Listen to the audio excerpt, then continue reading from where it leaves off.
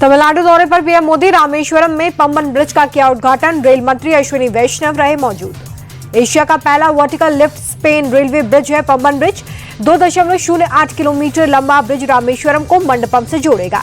श्रीलंका से लौटते वक्त हेलीकॉप्टर के जरिए पीएम मोदी ने राम सेतु देखा। सोशल मीडिया पर वीडियो किया पोस्ट, लिखा श्रीलंका से लौटते वक्त राम सेतु के दर्शन का सौभाग्य मिला। रामेश्वरम में पीएम मोदी ने जनसभा को किया संबोधित। जय श्री राम के नारे से भाषण की शुरुआत। बोले भगवान राम का जीवन राष्ट्र निर्माण का आधार। पीएम मोदी बोले कि पंबन ब्रिज तकनीकी विरासत का समागम, इस ब्रिज से लोगों का सफर आसान होगा।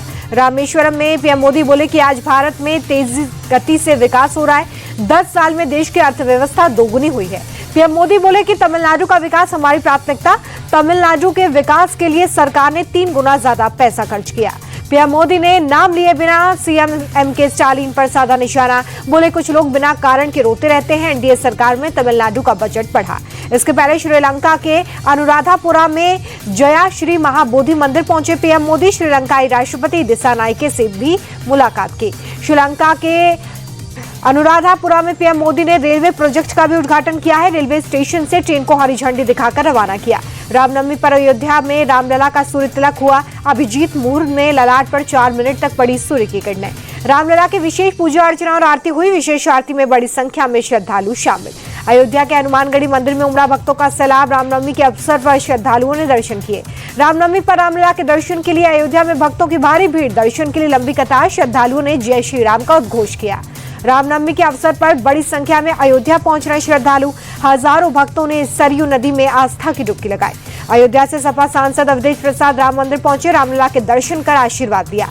राष्ट्रपति द्रौपदी मुर्मू ने देशवासियों को रामनवमी की बधाई दी। ट्वीट कर लिखा, रामनवमी की हार्दिक शुभकामनाएं। शुभ अवसर पर सभी लोग एकजुट होकर विकसित भारत का संकल्प लें। प्रधानमंत्री नरेंद्र मोदी ने देशवासियों को रामनवमी की शुभकामनाएं दी। ट्वीट कर लिखा, प्रभु श्री राम के जन्मोत्सव का ये पावन अवसर सभी के जीवन में नई चेतना और नया उत्साह लेकर आए। कटरा में माता वैष्णो देवी मंदिर में भक्तों की भारी भीड़। चैत्र नवरात्र के आखिरी दिन श्रद्धालुओं ने माता वैष्णवी के दर्शन किए हैं। जम्मू के बावे वाली माता मंदिर में भक्तों का जनसैलाब। रामनवमी के अवसर पर दर्शन के लिए लगी लंबी कतार। जम्मू कश्मीर के श्रीनगर में रामनवमी के अवसर पर शोभा यात्रा निकाली गई।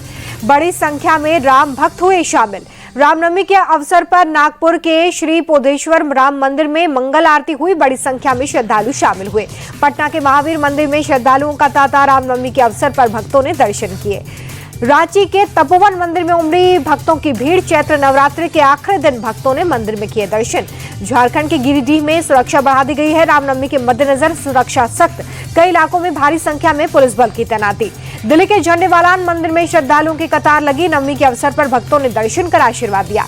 गोरखपुर में सीएम योगी ने कन्या पूजन किया। नवमी के अवसर पर पूजन कर कन्याओं को भोजन करवाया। देहरादून में सीएम धामी ने अपने आवास पर पूजा की। नवमी के मौके पर पत्नी के साथ कन्या पूजन और हवन किया। भोपाल में केंद्रीय मंत्री शिवराज सिंह चौहान ने कन्या पूजन किया है। नवमी के मौके पर कन्याओं की पूजा की। चैत्र नवरात्रि के आखिरी दिन दिल्ली सीएम रेखा गुप्ता कालकाजी मंदिर पहुंची। पूजा अर्चना कर दर्शन कर आशीर्वाद दिया। बीजेपी नेता रामवीर सिंह बिधूरी रहे मौजूद। एमपी सीएम मोहन यादव ने प्रदेशवासियों को रामनवमी की शुभकामनाएं दी। बोले प्रभु राम जीवन में हमें हमेशा प्रेरित करते रहे। सभी को बधाई। संभल के राम मंदिर में उमड़ा भक्तों का जनसैलाब। रामनवमी के अवसर पर श्रद्धालुओं ने पूजा अर्चना कर दर्शन किए। रामनवमी के अवसर पर हावड़ा के मंदिर में श्रद्धालुओं की भारी भीड़। प्रशासन ने सुरक्षा के पुख्ता इंतजाम किए। हावड़ा में कड़ी सुरक्षा के बीच रामनवमी पर शोभा यात्रा निकाली गई। बड़ी संख्या में लोग शामिल। श्रद्धालुओं ने जय श्री राम के नारे लगाए। नंदीग्राम में रामनवमी की शोभा यात्रा में शुभेंदु अधिकारी शामिल हुए। बोले पूरे बंगाल में भगवा लहर, इस बार हिंदू नहीं बटेंगे। पश्चिम बंगाल नेता प्रतिपक्ष शुभेंदु अधिकारी ने रामनवमी की बधाई दी। बोले प्रभु श्री राम सभी भारतीयों के आस्था के प्रतीक। शुभेंदु अधिकारी ने ममता सरकार पर साधा निशाना। बोले बंगाल में ममता बनर्जी की हिंदू विरोधी राजनीति के खिलाफ लहर। रामनवमी के अवसर पर कोलकाता में बीजेपी ने निकाली शोभा यात्रा। बीजेपी नेता लॉकेट चटर्जी और अर्जुन सिंह शामिल हुए।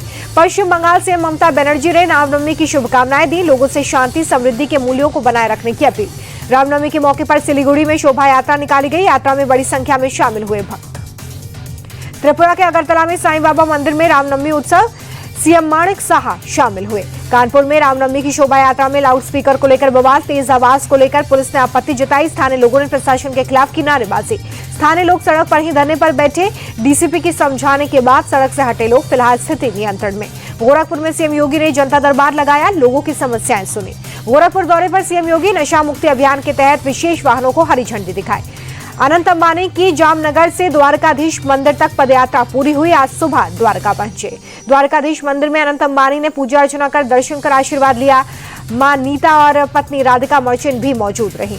भारतीय जनता पार्टी का 45वां स्थापना दिवस आज दिल्ली स्थित पार्टी मुख्यालय में राष्ट्रीय अध्यक्ष जेपी नड्डा ने पार्टी का झंडा फहराया। स्थापना दिवस कार्यक्रम में जेपी नड्डा बोले कि बीजेपी जो कहती है वो करके दिखाती है। राम मंदिर का वादा भी हमने पूरा किया, संवैधानिक तरीके से राम मंदिर बना। वक्फ कानून पर बीजेपी अध्यक्ष जेपी नड्डा बोले कि वक्फ को नियम के मुताबिक चलना पड़ेगा। नागपुर में बीजेपी के स्थापना दिवस पर कार्यक्रम समारोह में सीएम देवेंद्र फडणवीस, केंद्रीय मंत्री नितिन गडकरी शामिल हुए। हरियाणा बीजेपी का कार्यालय रोहतक से पंचकुला अब स्थानांतरित कर दिया गया है। सीएम नायब सिंह सैनी ने नए कार्यालय का उद्घाटन किया है। वक्फ बिल को लेकर राष्ट्रपति से मंजूरी मिलने पर बीजेपी सांसद जगदम्बिका पाल बोले कि वक्फ में एक बड़ा सुधार हुआ, इससे गरीब मुसलमानों को फायदा होगा। आरजेडी नेता तेजस्वी यादव का वक्फ बिल पर विवादित बयान का बिहार में सरकार बनते ही सबसे पहले इसे कूड़ेदान में फेंकेंगे। राहुल गांधी का सरकार और संघ पर निशाना, कहा वक्फ के बाद अब आरएसएस का ध्यान चर्च की जमीनों पर है।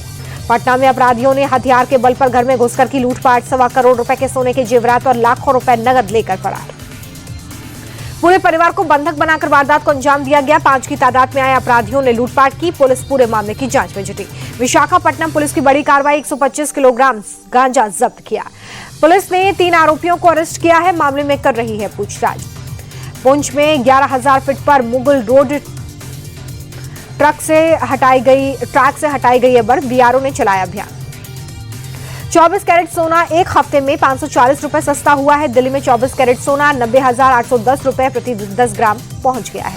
टाटा ग्रुप की financial service company Tata capital IPO लाने की तैयारी में जुटी। कंपनी ने आईपीओ के लिए सेबी के पास ड्राफ्ट पेपर्स फाइल कर दिए हैं। इशू से 15,000 करोड़ जुटाने का प्लान। ई-कॉम एक्सप्रेस लिमिटेड को खरीदेगी लॉजिस्टिक्स कंपनी। 1,417 करोड़ रुपए में 99.4% शेयर्स खरीदेगी। गुजरात की साई इन्फिनियम कर रही आईपीओ की तैयारी। आईपीओ में रहेंगे 1.96 करोड़ नए इक्विटी शेयर। वित्तीय वर्ष 2025 में 800 अरब डॉलर का आंकड़ा पार कर सकता है भारत का निर्यात। मर्चेंडाइज एक्सपोर्ट फ्लैट रहने का अनुमान है। ट्रंप टैरिफ के चलते जगुआर लैंड रोवर ने रोका अमेरिका को कारों का एक्सपोर्ट। टाटा मोटर्स के शेयर में भी आ सकती है गिरावट। ब्याज दरों में कटौती का दौर शुरू हो गया। एचडीएफसी, पंजाब एंड सिंध और यस बैंक ने एफडी की दरें 0.40% तक घटा दिए हैं। भारतीय रिजर्व बैंक जल्द ही 10 और 500 रुपए के नए नोट जारी करेगा।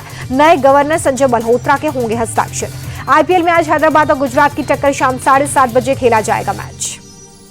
आईपीएल में जीत के आगाज के बाद हैदराबाद का बेहद खराब प्रदर्शन। लगातार 3 मैच गंवाकर पॉइंट टेबल में सबसे नीचे पहुंची टीम गुजरात टाइटंस 3 मैचों में 2 जीत के साथ चौथे नंबर पर काबिज। आईपीएल में दिल्ली कैपिटल्स की जीत की हैट्रिक, चेन्नई को 25 रनों से हराया। पॉइंट टेबल में टॉप पर दिल्ली, हार की हैट्रिक से चेन्नई 9वें नंबर पर पहुंची।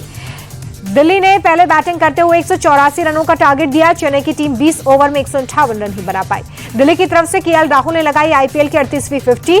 राहुल ने 77 रनों की पारी खेली। अभिषेक ने 33 रन बनाए। चेन्नई के गेंदबाज खलील अहमद ने 2 खिलाड़ियों को भेजा पवेलियन। रविंद्र जडेजा, नूर अहमद और पथिराना को 1-1 विकेट मिला। जीत का पीछा करने उतरी चेन्नई की खराब शुरुआत। सचिन रविंद्र 3 रन बनाकर आउट हो गए। ऋतुराज गायकवाड़ 5 रन बना पाए।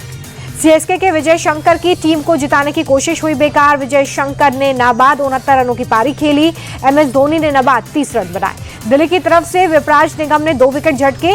मिशेल, मुकेश कुमार और कुलदीप यादव को 1-1 विकेट मिला। दिल्ली के केएल राहुल बने player of the match. Rahul ने 77 रनों की धमाकेदार पारी खेली। चंडीगढ़ में कल खेले गए दूसरे मुकाबले में राजस्थान रॉयल्स ने पंजाब को 50 रनों से हरा दिया। राजस्थान ने पहले खेलते हुए 206 रनों का दिया लक्ष्य। पंजाब की टीम 9 विकेट खोकर 155 रन ही बना सके। राजस्थान की तरफ से यशस्वी जायसवाल ने 67 रनों की पारी खेली। रियान पराग ने 43 और कप्तान संजू सैमसन ने 38 रन बनाए। पंजाब की तरफ से लॉकी ने 2 खिलाड़ियों को पवेलियन भेज दिया। अर्शदीप सिंह और यान सेन को 1-1 विकेट मिला है। लक्ष्य का पीछा करने उतरी पंजाब को पारी की पहली गेंद पर ही झटका लग गया। ओपनर प्रियांश आर्य बिना खाता खोले ही लौटे पवेलियन। निहाल ने 62 रनों की पारी खेली। मैक्सवेल ने 30 रन बनाए। राजस्थान की तरफ से आर्चर ने 3 विकेट लिए। संदीप शर्मा और महीशा को 2-2 विकेट मिले हैं। आर्चर को मिला प्लेयर ऑफ द मैच का अवार्ड।